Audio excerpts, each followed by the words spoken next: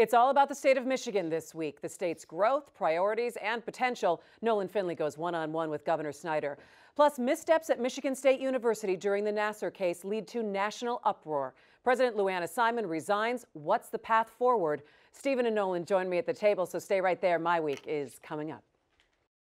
Did you know Roush Enterprises was selected by Google to assemble a test fleet of 100 prototype self-driving cars in 2015? It also produced the new Domino's delivery cars. And speaking of Domino's sells well over 2 million pizzas per day around the world, and half of their sales are digital.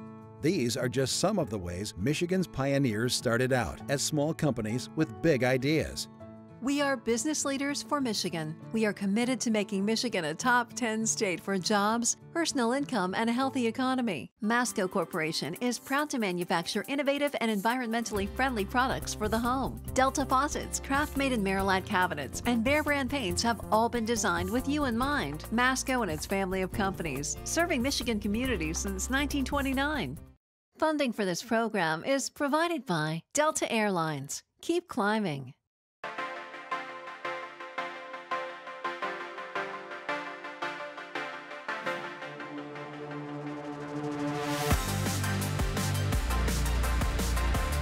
Folks, we're back, and we're only going to keep going up.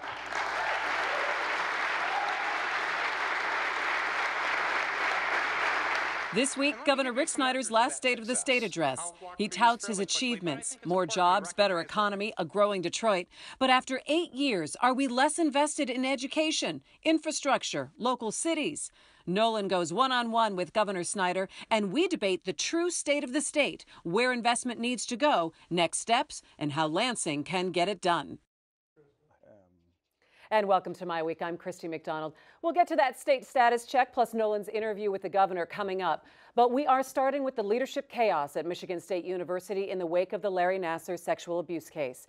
It has been an appalling week watching the sentencing phase. 156 women telling their stories. Think about that for a moment. 156 women. But the missteps by Michigan State University President Simon and members of the Board of Trustees have shocked many, made national headlines, provoked an investigation by the NCAA, and increased calls for heads to roll. Late Wednesday night, Simon resigned. She probably won't be the last. Let's bring in our contributors, Nolan Finley, the editorial page editor of the Detroit News, and Stephen Henderson, host of Detroit Today on WDET Radio. Gentlemen, it's good to see you this week on a week where no one can stop talking about the Nassar case, and you cannot go a day without, I think, people feeling even more sickened by what has happened in this situation and where we go from here in terms of leadership at Michigan State University and what universities around the country, corporations, even government entities should be talking about right now when it comes to what has happened within their ranks and how they deal with things or how they can't cover it up anymore. Nola, I'm going to start with you because you've been kind of beating the drum about this story. You've been writing about it a lot in the last couple of months. Yeah, I mean, last fall when I started writing about this, you know, calling on the university to be transparent, Simon to be transparent, calling on the Attorney General to investigate. You know, everybody's just like, huh, what? What's, you know, this story had sort of lost its appeal to the public. It's a year and a half old. Do you think it was because no one heard the detail? That we hadn't heard a lot of the detail? Both the Indy Star and Lansing State Journal, the Detroit News, we had all had put the detail in. You know, it'd been a while ago, but this story never caught fire the way Penn State did until those girls walked into that, and women walked into that courtroom last week or 2 weeks ago and started one by one. That and Kim Kozlowski's story on Thursday, in which she gave lie to this whole MSU defense that nobody knew anything. Well, and I think the detail of what some of these young women had told people who worked at Michigan State University before it even got up to administration.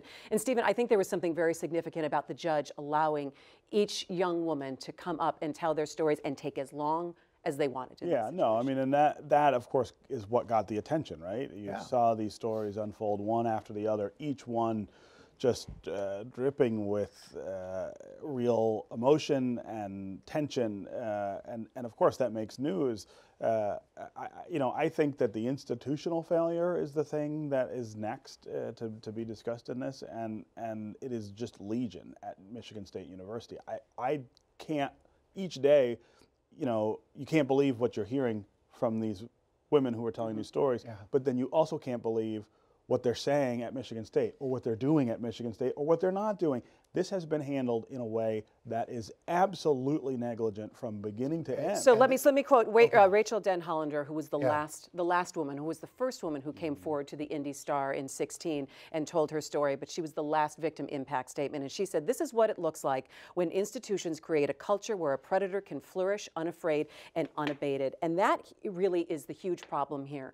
I'm afraid that today there are institutions and universities who are saying, glad it wasn't us, instead of going back and seeing whatever Title IX investigations we had, we need to go back and make sure that we did them correctly. At the beginning, they closed ranks around Nassar. They discouraged these girls from coming forward. They bullied them when they did come forward. They shamed them. They shamed their parents. That was their first sin. Their second one was, once this broke, they never even tried to find out who at the university might have enabled this. They never interviewed the gymnasts who were raising these complaints. 150 girls. MSU hired this investigator that supposedly cleared them of wrongdoing. He never interviewed the victims. How does he know? It was their own internal investigation. How do you find out who these girls told if you don't ask them? So I think there's been a problem all along with how Michigan State obviously has handled this, and Luanna Simon has taken a lot of heat for that, and rightfully so, even in her resignation statement. And I'm going to read, because again, I think it speaks again to the culture of closing ranks and protecting the institution first before saying, gosh, there could be something to this. She says, "Throughout my career, I have worked very hard to put Team MSU first. I have consistently and persistently spoken and worked on behalf of Team MSU," which to me says protect, deny, deny. So, and this is not the first time we've seen this at Michigan State, and maybe as an alum of the other big state university in this state, I don't have a lot of credibility saying this, but I don't think it matters where you graduated from, because I'm an alum of Michigan State. There is a huge problem at Michigan State that has existed for decades with this idea of Team MSU, of deflecting criticism about things that go wrong, and this dates back to George Perlis. It dates back to Judd Heathcote. You think of the things that Tom Izzo said. I mean, the most powerful, Joel Ferguson. There's a culture there that, first of all, is far too deferential to sports figures, and to sports programs. Well, let's say certain sports. Let's say certain sports, because you're looking at female gymnasts here, that's true. Softball, and you look track. at the way this. And I went the first time I wrote about it. I pointed this out. At Penn State was boys in a football program, and there was national outrage. It took a year and a half for this bomb that was lit to go off. But if you read the rest of that statement, Luanna Simon never takes any personal responsibility. It's all about, she's a creature well, this happens when, I'm caught in under circumstances. This is what happens when we have a crisis at the university. She's a creature of that institution and of that board. Think of that, the people who are on that board. Think of, Larry Ferguson, Joel Ferguson has been on that board since 1986. Well, think of all that's a the bigger things, question about when we vote for board trustees. but think of, I guess my point is, think of all of the things that have come up in that time, scandals at that university with regard to sports, with regard to sports culture, that have not been handled. He said, Ferguson said, the NCAA won't investigate this because it's not football. Stupid. Well, again, and that goes right to your point. All right, so we're the ones that elect the Board of Trustees, but let's talk about what should happen next, because obviously we have Simon's resignation. They're going to be looking for a new MSU president. But what else needs to happen at Michigan State? So when we say getting justice for these young women, what does that really look like? The board has to go. This same board that mismanaged, certainly they could all step down, and the governor can appoint a new board, and that's what they should. I don't think that they will, but I'm saying that's what has to happen. What about the athletic director? It depends what he knew. I mean, I think that's what Bill Schuette and others should be looking at. We need an investigation. You need an independent investigation to determine the spread of culpability here, because nobody wanted to know. That. But the board, also need, this board should not be allowed to hire the president to clean this up. I absolutely agree with that. But you think about who that next president needs to be. I mean, there needs to be more separation at that university between this culture of sports, this culture of Team MSU, and the academics and the management of that university. I think it's badly blurred, and it has been for a really, really long time. This is my concern.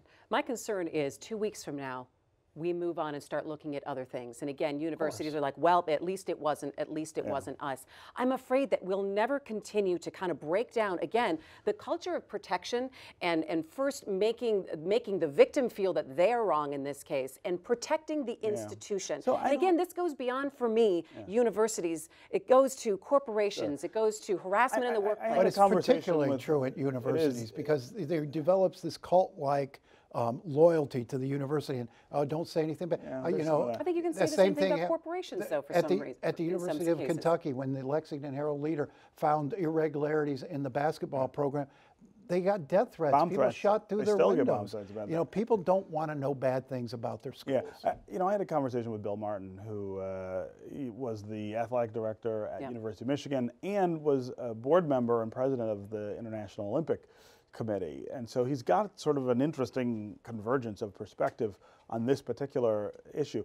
I mean, his read on it is that MSU is something of an outlier here in the way that it was handled. He's not saying that these things don't go on in other places, but I think in terms of the negligence and the length of that negligence, I think we are looking at something unusual, and I think that's portrayed in the number of victims. That's portrayed in the response, the legal response. No, that doesn't mean there isn't a cultural problem. But what I'm saying is, it extends across other areas. When I sat back and I took a look at this, I said, you know what? It reminds me a little bit of the Flint water crisis, and where you had people saying, "I'm drinking brown water. This isn't right," and people saying, "No, you don't know what you're talking about. Don't worry about it. It's fine." And then them still saying, "No, something's not right here." And it was the instant protection of the decisions that were made at the institutional and governmental level that we're saving money here, this is right.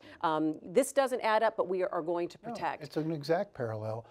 But I think in this case, what has to happen now is this board needs to act in the best interest of the university. Step down, let the governor appoint a new board, let that board go out and hire a president who is committed to finding out who knew what and when here, and is committed to transparency. Because I will say again, MSU did not want to know what happened there. All right. Well, speaking of the governor, turning now to the State of the State address this week by Governor Rick Snyder. It was his last one, and it got people talking about what they believe really is the state of our state. Do the numbers of economic prosperity add up? Are they at the expense of other investments like infrastructure and education?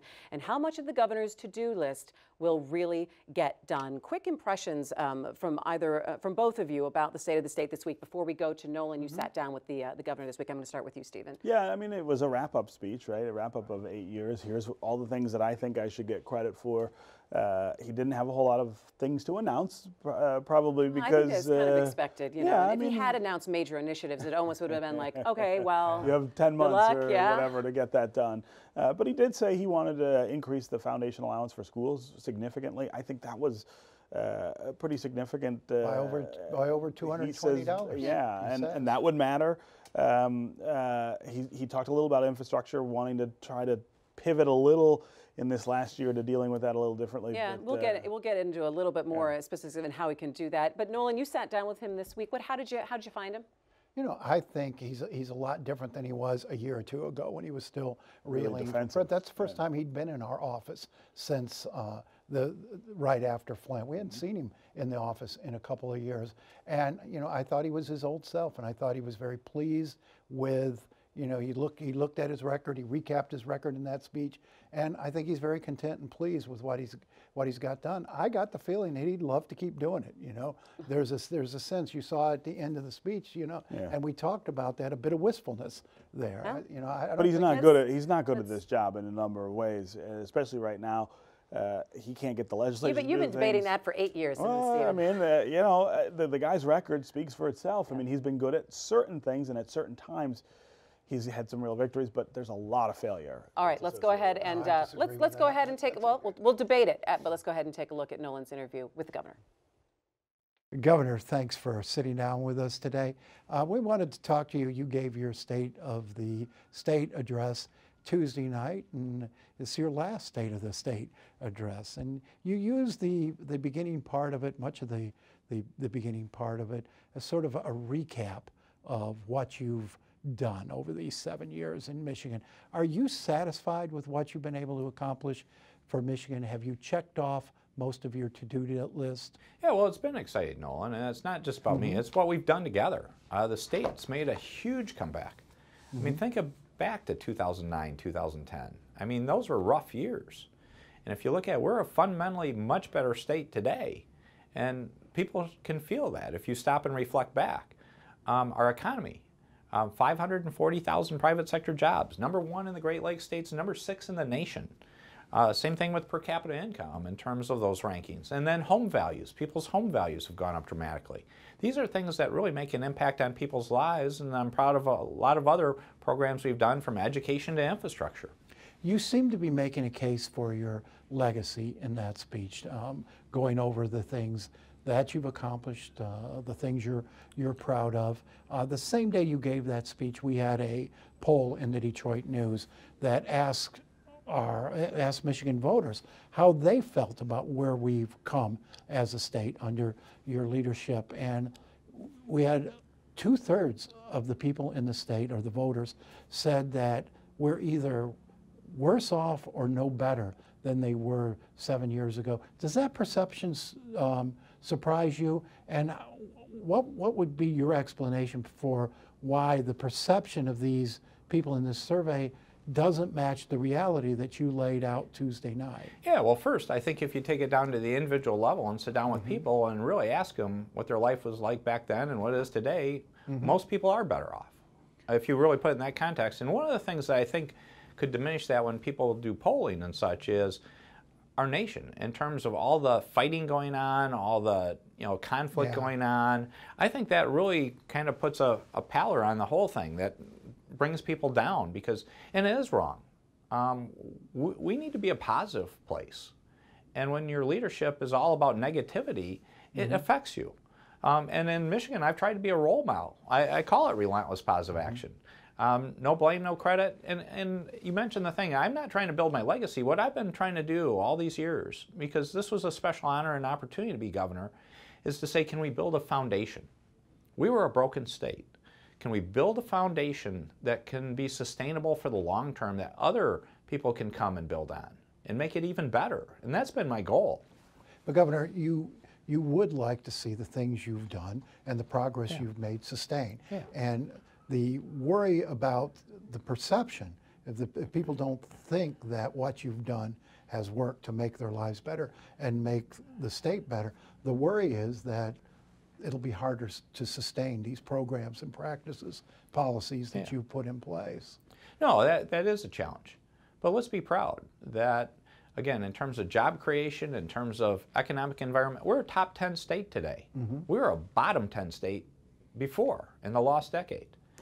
We've got great energy going into the future. This whole field of mobility, where the auto industry and the IT industry are coming together, is a wonderful opportunity and a wonderful challenge, but we're the world's leader in that. Let's embrace those kind of opportunities to say, let's not dwell on the negatives. Let's talk about positives and common ground on how we can take diverse people and say, we can all win together, versus this win-lose attitude that you're seeing at the national level and too often in our world. You got one more year left. That wasn't a farewell address. No, 6.5 dog years to go. The way I view it is so you got 11 months to go. What do you want to finish up this year? What do you want to start new this year? Yeah, there's a number of things. So one of the big things is, I'm calling it the Marshall Plan for Talent. I'll roll out in about 3 weeks. And it's really about how can we dramatically accelerate competency-based learning, certificates and things like that can lead people into jobs that pay $50,000, $60,000, $70,000 a year, and literally do that for tens of thousands of Michiganders.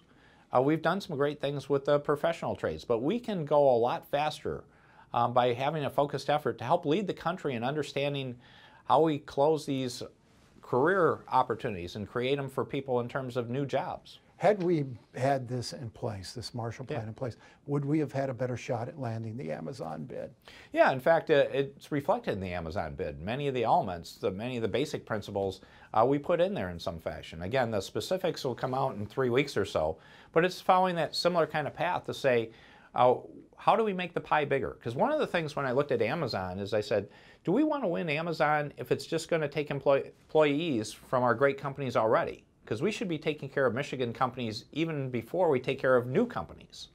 And so I said the issue here is this shouldn't be about having people just move from company to company. How do we make the pie even bigger in terms of giving access to great Michiganders to walk into great well-paying jobs that have openings today? So have them go to work at Ford, GM, Quicken, Little Caesars, all these wonderful companies, and at the same time have enough people that we could even fill in Amazon. Because if these people have the talents, some companies will come here to hire those people. So, Governor, the lowest point of your governorship over these past 7 years was the Flint water crisis, and you mentioned Flint in the speech Tuesday night. When you leave office at the end of this year, will you have made things right with the people of Flint? Well, the people of Flint have to make that decision on their own. But what I can say is the water quality in Flint has been good for some time, comparable to other cities. We're going to continue that process. Service lines are being replaced. We've got educational and health efforts to help particularly young people in Flint, but the people of Flint be more successful. And we're starting to see some good progress in economic development. Lear is adding 400 plus jobs in Flint. GM's putting a new engine in their engine plant up there. On entrepreneurship, the Ferris wheel building's going on. This is won a national award for economic development about creating entrepreneurship. Those are the kind of things that let's take care of the basic services, but let's create an exciting environment for job creation. That can make a difference in Flint. Now, you choked up a little bit at the end of your speech last night. You were thanking your family, your staff, the others who have helped you throughout this journey here. It sounds like you hate to go, or you hate to see this end. Have you enjoyed the experience? Well, it's been an experience of a lifetime. I mean, when else do you get a chance to say you get to help 10 million people? And it's not any 10 million people. I'm a Michigander. I'm proud of that. This is my home. This is going to be my home. And so it's a chance to give back. And so I view it as, I wouldn't say it's about hating to leave, but the chapter's going to close. But it's been a chapter that I'm proud to say I had the opportunity to do in my life. And the reason I did it, I spoke, that's where I was getting choked up, was it was about keeping our kids in the state. And it was very personal about keeping Sue and I, our kids in the state. So it was great to report how we've kept our kids in the state. And then I asked people to reflect, because I view that as one of the greatest measures when people say, are we better off? How many young people do we know that otherwise would have had to leave Michigan that have been able to stay here now, or come back, or bring in new kids? That's exciting, and that's a wonderful thing. You know, I think it's really interesting, Nolan, when you talk to him about perception and mood and why people still don't connect with what he feels is the economic recovery of the state. Because maybe it's that person sitting at home saying, I'm still getting paid the same thing I got paid in 2010, and my child's not really doing good in 4th grade reading scores, which is 41st in the nation, and my car just hit a pothole on the road and I've got to pay $1,200 to get it fixed. That there are people that, while the numbers are still good, and we're growing and our rate of growth is very good, according to the rest of the national average, it's still lower in some places. Well, and most of the state is growing at or above the national average. We are outpacing the national average in job creation, home sales. If you look at where we were in 2010, our homes were worth half of what they had been, maybe 2/3 what they had been. We had lost a tremendous amount of people, tremendous amount of jobs. This was a busted state, and the despair at that time was palpable. I mean, it was a hopeless feeling. In 7 years, if you look at where we've come and what he's been able to do by putting in good fiscal policies, good growth policies, good practices, government practices, balance. We don't have budget fights anymore. This was a broken state, and it's not today. But did it come at a cost? Is my question to you. It came at a huge cost. I mean, people are paying more taxes as individuals than they were before he was governor. Old people pay taxes. I thought you liked taxes. I liked some taxes. You're the guy who's saying we got to pay more taxes for everything. You got a 10 spot we can borrow? People's incomes, our median income is 35th in the nation. That's not good. Our home values, even though they've recovered, are 29% lower than the national average. I mean, if you are living in this state, But they've always been lower than sending the your kids national to the schools, driving the roads, those things, it's not better. So, and so it's unemployment 4.9%. You have to be able to manage sort of multiple truths. He did fix a lot of things at this end. It's also not making a difference at that end. And Detroit would not be where it is today without the efforts of this Yeah, that is also very true. Something that I want to most attack, people in though, Detroit not feeling that's that what I want. What do I want to attack, though, on the next episode of MiWeek, talking a little bit about the Marshall Plan, looking at getting people in skilled trades, but also why can't we make college education a little bit more affordable so we can get those the college degree population that companies are looking for when they come here? See Amazon. All right, that's going to do it for us. Thanks, guys. Thanks so much for joining me. We're on Facebook and Twitter during the week, and you can always find us at MiWeek.org. I'm Christy McDonald. We'll see you next Thursday for MiWeek. Take care.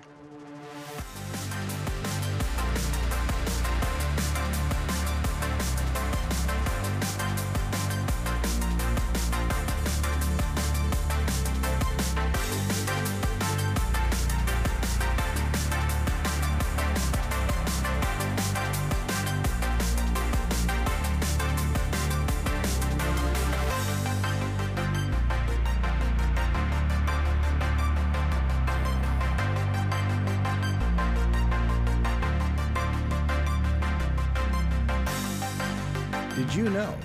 Gordon Food Service was started by a 23-year-old entrepreneur as a butter and egg delivery business more than a century ago.